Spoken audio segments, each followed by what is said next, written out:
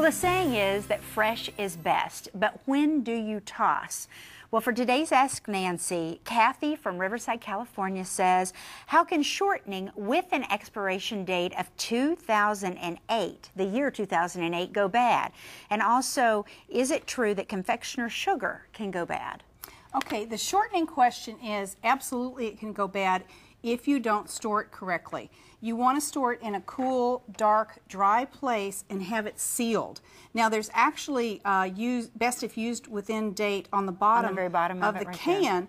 But if you have, maybe you turn your air conditioning off when you go on vacation and your kitchen gets really, really hot, it can turn rancid.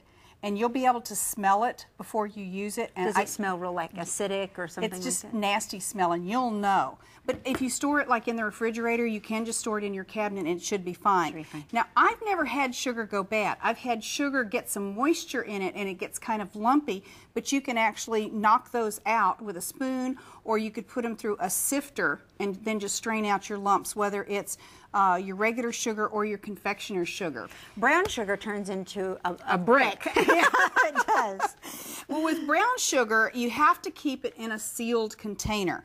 Now, there's also this little terracotta piece I swear by, because what you'll do is take that, you can put it in some water, soak it, and then put it inside your brown sugar so you keep that moisture in there. If you don't want to use the terracotta piece, you can put an apple in there and let it freshen up, but you want to write yourself a note on the refrigerator because you don't want to leave that apple in there very long. Now, what is this? This is baking powder, and it's recommended that you don't keep your baking powder more than 9 months. If you flip the can over, you'll see best if used by, and it might have up to 2 years, but that's sealed.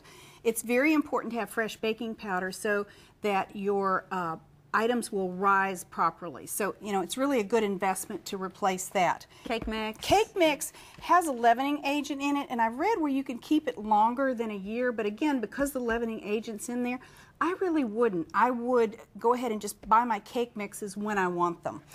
Flour, it has a best if used by. You want to keep that in like a sealed plastic container or your canister. You want to make sure you have a really good seal on your canister.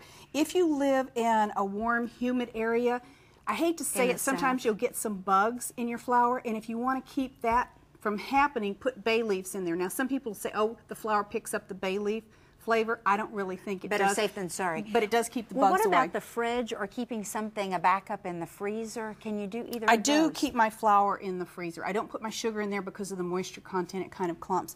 And if you're talking about your dairy products, they always have an expiration date on them, and you want to honor that expiration date. So keep track of your dates, discard, and we love your questions, so keep them coming.